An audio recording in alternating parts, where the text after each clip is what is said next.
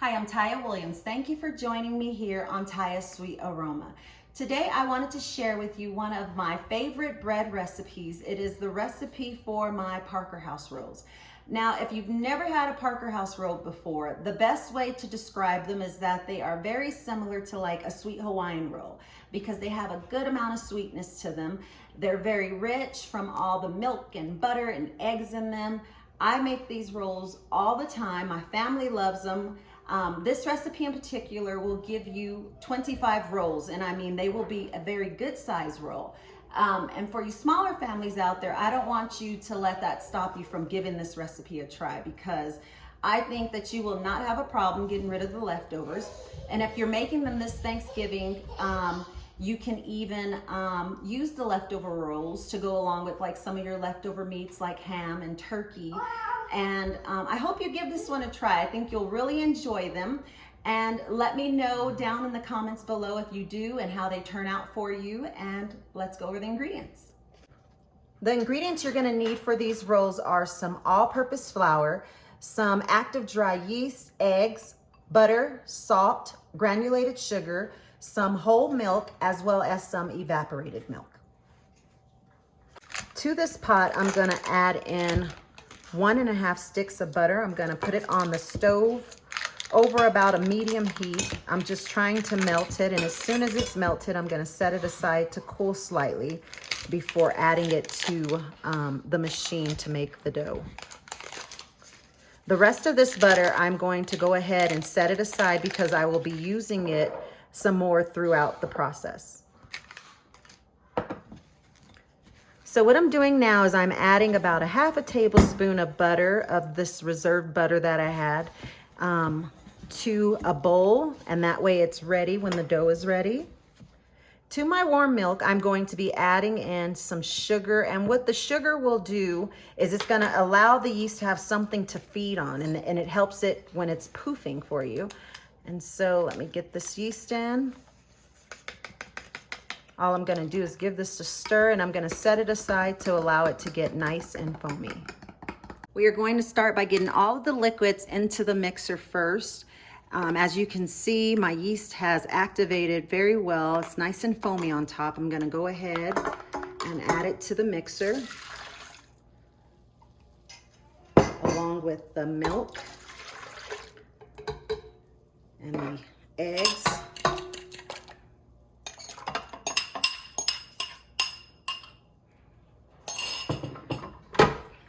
Gonna start giving them a whisk.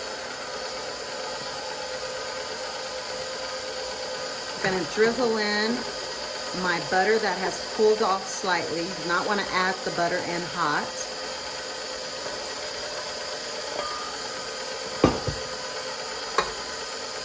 Sugar, the salt. Now that everything's had a chance to mix together some, I'm gonna start adding in the flour 1 cup at a time until I've added in 5 cups. And then after that, I'm gonna add in about 1/4 cup. What I'm trying to do is allow the dough to come together and no longer stick on the sides, and I will show you what that looks like when we get there.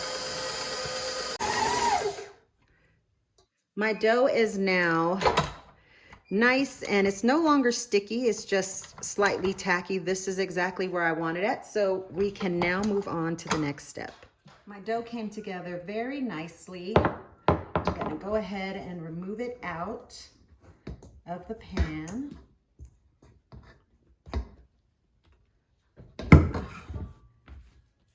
Gonna give it a quick little knead.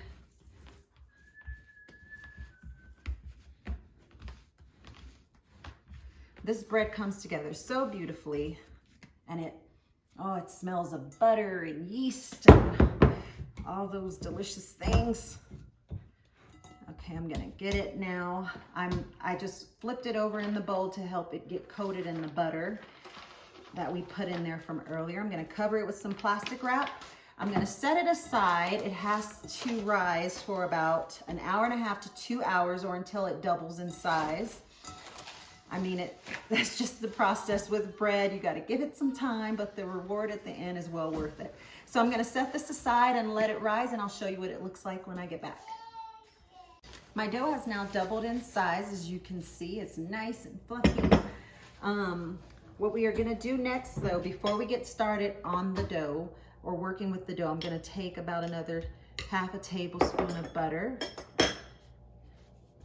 and get it rubbed along the sides really good.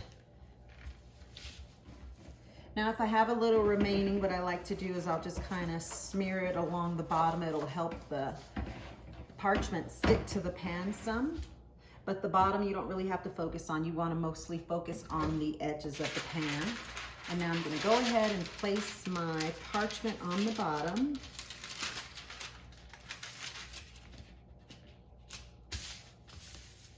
I'm going to set this aside now. Now we can move on to the fun part. If you find that your dough is a little more on the stickier end, put a little bit of flour down, but look at this. This is a beautiful dough. I do not need any, I can just tell by the way it feels that I'm not gonna need any extra flour. Put this aside. Just gonna kind of lightly knead the dough again before I start breaking it up into the balls. Cannot be afraid to touch your food. I tell my girls all the time, you're not really cooking if you're not getting your hands dirty. That is what soap and water is for. Okay, so now that I have this in a ball, I'm going to show you how I go about squeezing them off. What I'm doing now is I'm treating this dough kind of how I treat my tortilla dough. It's just a habit and it works for me every time, so I just use this method. What I do is I get a really tight ball and then I press and squeeze, trying to keep them all around the same size. Now, as I keep going, we want to get 25 balls from this dough. So if I notice that I'm running short, I may start making the balls a little smaller, may go through and kind of just take some off of one, add it to another, or maybe at the end I'll have some dough left over, so then I'll go back and add some to some of the others. Just kind of eyeball it as you go. It doesn't have to be exact as long as you get 25 balls. So I'm going to continue to squeeze off some of the dough, and once I'm done, we'll move on to the next step. Now that the dough has been evenly divided into 25 balls, what I like to do is I get each one afterwards before I place them on the pan, and I just like to tuck them a little extra. And then once I get it tight, I kind of flip it over and then kind of pinch it. And then just place it on the pan, leaving a little space. Again, I'll show you again, just kind of tuck it into itself, and then kind of like you're holding liquid, just kind of, or trying to seal something in, turn it over and do it that way.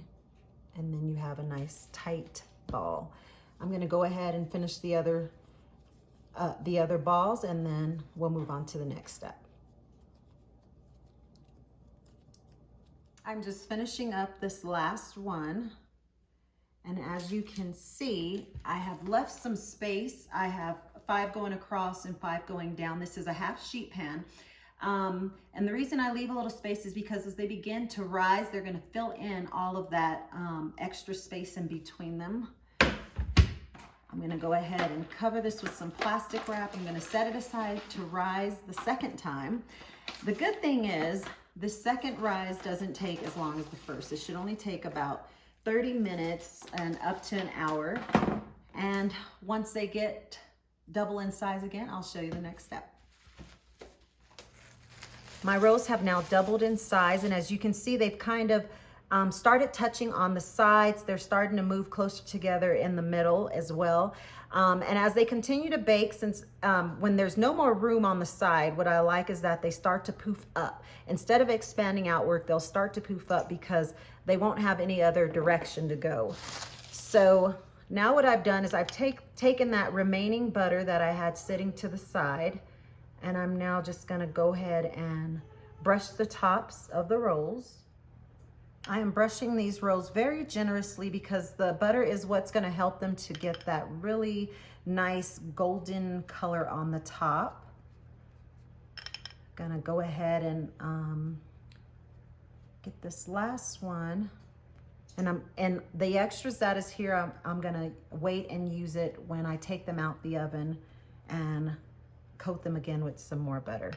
My oven has been preheating to 375 degrees. I'm gonna go ahead and pop these into the oven, and I will show you what they look like when they're done. Take a look at these beautiful rolls. And as you can see, they filled in, they've risen beautifully. They are nice, big, delicious rolls. I'm gonna go ahead and take some of that butter and coat the tops again. Oh wow, take a look at these rolls. Yum, yum, yum, yum. I wanna go ahead and show you the inside, how moist. Look at this roll. They just, I'm just getting some butter so that I can try this roll out for you. Oh, in the house it smells so amazing, and I'm so excited.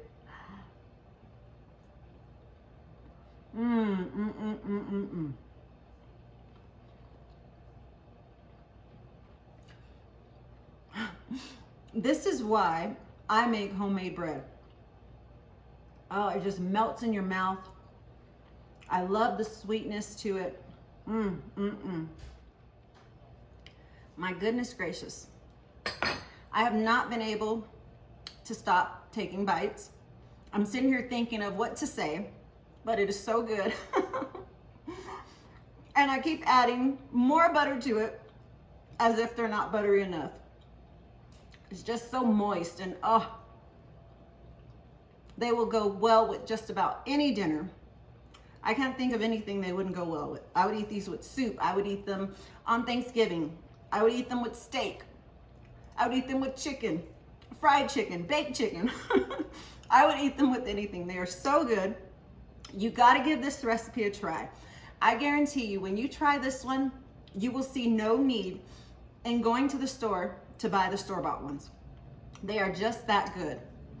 A little time consuming, a few steps involved, but your end result makes it well worth it.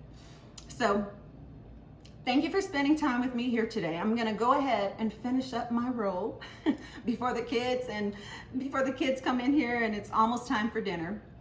But I thank you for spending time with me here today, and I hope to see you again next time. Bye. Favorite breads. Okay, do it again, baby. Scene 6, action. Don't keep track.